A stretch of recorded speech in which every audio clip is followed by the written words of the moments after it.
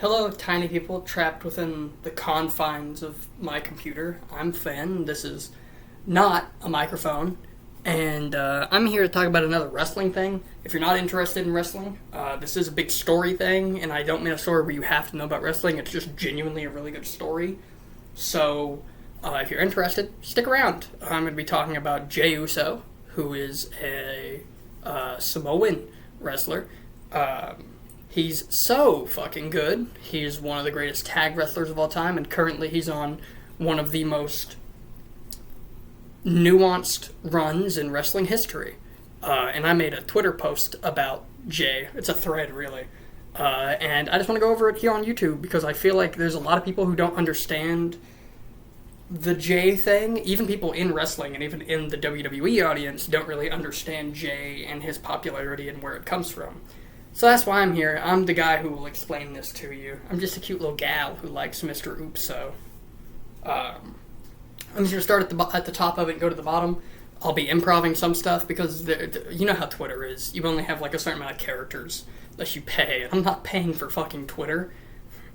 It all spawned off of Lizzie Flanagan made a post saying, "Look at Jey Uso during and after the Bloodline. It's like looking at those rescue puppies before and after being adopted."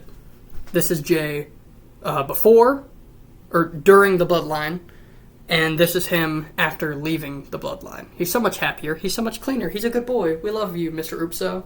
Big love for the Oops. To which my immediate response was, Jey Uso has developed from Which One Are You? Whenever he was part of the Usos, a tag team, where him and his twin brother looked very similar because they're related, and people would often ask, which one are you? To nowadays where he's the Uso. When you say Uso singular, people don't think of Jimmy anymore. They specifically think of Jey because of how much work he's done. And I can't think of anyone more deserving of the praise we give him. I wish he was on TV in a more prominent and impactful way, as after the Bloodline Warfare stuff happens, I sadly don't see more single stuff from him.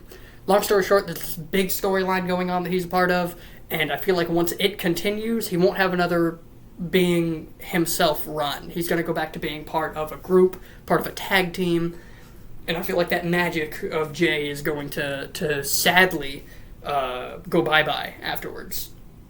Much like Kevin Owens, Jey was an MVP of this Bloodline story and will continue to do so. Uso. He was Roman's first real contender in a match that is severely underrated due to its sequel being so much damn better. Him and Roman had 3 matches, and the first 2 are way better than the third. The second is the best, but the first is so fucking good, and people don't talk about it because they want to go to the Hell in a Cell. He got the first pinfall over Roman in literal years. Roman Reigns got pinned in, I believe, October of 2019, and then he didn't get pinned again until, like, summer 2023. He went, like, 4 years without getting pinned or submitted or anything like that. He lost via DQ, and that's about it. He also played a significant role in the storyline of Cody Rhodes, which, if you're into wrestling, you heard enough about Cody. If you're not into wrestling, he's the son of one of the most influential wrestlers of all time. He's worked his ass off to get where he is, and he deserves everything he has. He was in a storyline against Roman, the cousin of Jey and leader of the Bloodline. It spanned a long-ass time, and Cody won, but you could push a lot of him winning on other people, including Jey. Jey has improved tremendously on the mic, in the ring, as a character, and as a man. Jey has gone from a man who sort of seemed insecure to a man who was so incredibly confident that you don't have to worry about what he thinks because you know he thinks he's like... He knows he has some work to do, but he's still so damn good and confident in what he can do. On the mic, he went from a guy who used to just deliver like one-liners and that was it, to a guy who can cause the entirety of pretty much any crowd to just get behind him at any moment, no matter who he's up against. Whether it's somebody who they despise like Roman, somebody who they adore like Gunther. You put him in the ring and every motherfucker in the arena is on his side. Yeet and whatnot. In ring, he's gotten substantially better. He went from being a great tag wrestler, one of the greatest tag wrestlers of all time, to being a competent one-on-one wrestler, which is something that a lot of tag guys have an issue with. I guess it's just the different psychology or something. But big ups for old Jey. It's super impressive and inspiring, and I don't think we will see a similar growth of a superstar anytime soon. I think it's very special. I don't see something similar to Jey and his growth happening anytime soon. I think Jey's character is a little subdued currently, but still incredibly enjoyable. It's upsetting that fans, in quotations, because I don't think they're genuinely fans, online hate him so much. I don't understand the hate for Jey. It's really stupid. I know he's not perfect, but no wrestler is, especially not in the WWE, and it's insanity. And before you come at me like, oh, you're an AEW mark, blah, blah, blah, blah, blah. Nope. I watch AEW because Bryan Danielson and Swerve, pretty much. I just watch for a couple guys. I'm a WWE guy through and through. If you think I'm, against the WWE, you're fucking insane. Look at my wrestling catalog. It's all fucking WWE stuff. Shut up. But yeah, there's a lot of hate for Jey, based almost entirely on the fact that people think he can't wrestle, which is fucking stupid. People think he can't cut a promo, which is fucking stupid. And people think he's not, quote, needle mover. They don't think he puts people in seats, which is insane because, he has, thousands, tens, 20, up to, 70,000 motherfuckers hitting that shit yay! Yay! Every time he's out there. Fucking people like him. Nobody there boos him ever, but online everybody's talking shit. Stupid. Jey Uso and Sami Zayn have had my favorite chemistry in wrestling maybe ever whenever it comes to on-screen, not wrestling, just character work. I think they have some of the greatest chemistry in wrestling history. Definitely up there, especially since the Shield's OG run. The original Shield run has very nice chemistry. I think before that, DX, and then before that, maybe Macho Man Hogan. But there's not a lot of people with the same amount of on-screen chemistry that they have. And I hope that relationship continues to be fleshed out. So far, it's sort of showed up, and I really hope I want Jey and Sami to beat Judgment Day for the tag belts. I think that could be fun. Give Sami and Jey a run together. I think that could be sick. I think Jimmy and Jey reuniting will almost be melancholic. I'm gonna pop because, oh my fucking god, the greatest tag team in WWE history is back together. Awesome. Love that. But I will miss main event Jey Uso. I'm gonna miss genuinely believing he could be world champion. I'm gonna miss the relationship between him and Sami being so fleshed out. I'm gonna miss the little nuances in his character and how he carries himself. Yeet and all that. I'm gonna miss all that stuff, and it probably won't get to come back after he goes back to being with Jimmy. And it's not that I don't want him and Jimmy to go back together, because they're brothers, they love each other, they're great in ring, they're my favorite, they're up there on my favorite tags ever. I love the Usos so fucking much. Speaking of Jimmy and Jey, the story of them coming back together is gonna hit like fucking crack. And if Triple H has a brain, the booker in WWE currently, if Triple H has a brain, it will have nuance and take longer than a fucking week. Tag teams getting back together over a single day is so fucking dumb. I hate that shit. It needs to take time. You fucking ruined my ability to be the fucking champion of the world. I'm not gonna forgive you in a day. But that's going to matter tremendously to fans, to the Bloodline, and to Jimmy and Jey as people. I feel like that storyline needs to fucking matter. It needs to take time. Speaking of, Roman and Jey have so much fucking history. Both as a team and as individuals. Jey fought for the title 3 times, which I mentioned formerly. He pinned Roman, which is crazy to be the first person to do that in forever.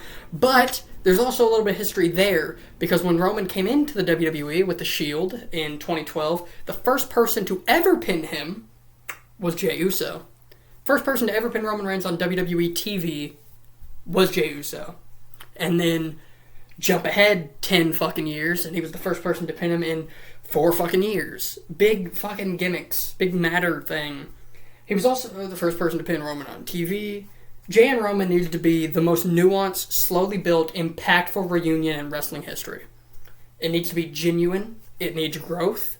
It needs good dialogue. Roman needs to prove he's a new man. He needs to prove that he loves the Usos, and especially that he loves Jey, who he hurt probably the worst throughout his heel run. During the War Games match, I think Jey deserves to get the win.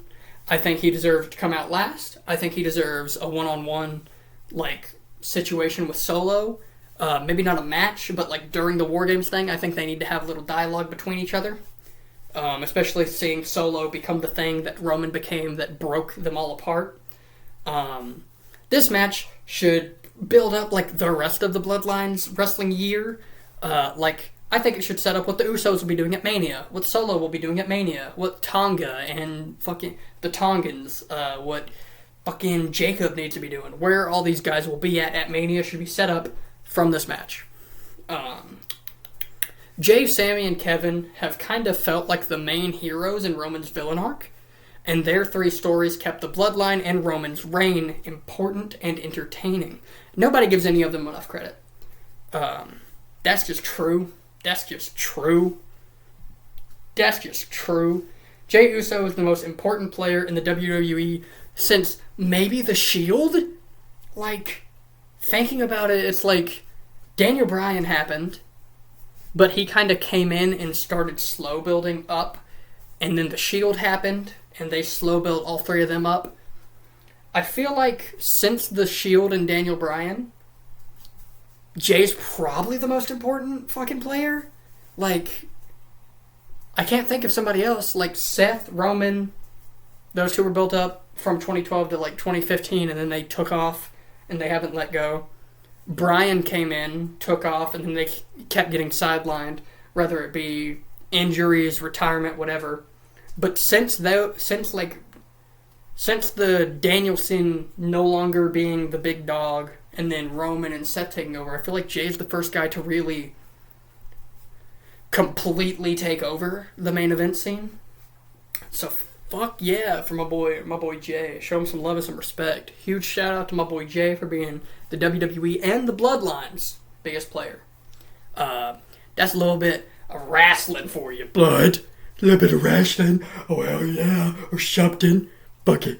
Goddamn tribal chief piece of shit. Let me tell you something. My point is Jey Uso deserves love. He deserves respect. He deserves people to understand how important he is to the storylines he's a part of, and how he is the fucking MVP of the 2020s so far, really. He came in... He came in with Roman in that little gimmick, and then got his first, main event push. That Elimination Chamber was fucking gas. Him versus Danielson, him versus Styles, getting wins on those guys, fucking being an actual contender for a world title. That doesn't happen a lot for tag guys in wrestling, sadly. I think they deserve it, but he got that. Jimmy comes back. They fight for a little... They don't fight each other, but they fight for a second, and then that builds to them fucking zooming up and fucking nabbing the tag titles and holding those SmackDown titles for fucking 600 days or some shit, the longest tag run ever, which then caused them to drop it to Kevin and Sammy. Kevin, who had fought Roman fucking 5 times, Sammy, who fought Roman once, and fucking easily would have won, by the way, and who had so much history with Jey and with Jimmy to be the guy to take it off of them and shit. Beautiful shit. And then he goes on to help Jimmy. They fucking beat Roman, and then he goes to fight Roman. Jimmy turns on. It's beautiful. Great fucking storyline. Thank you, every motherfucker that worked on that shit. Not that one, though. That one old dude, not thank him. He's a fucking weirdo and deserves to be in prison. So, fuck that guy. But everybody else who worked on it, thank you so very much. I appreciate this storyline. It has meant so much to me, and it's been a big constant for the past 4 fucking years. Hopefully we get, more good shit out of it. Anyways, I'm gonna hop out your way, and I'm gonna get the fuck up out of here. Actually, I ain't gonna. This is my bit. You get the fuck up out.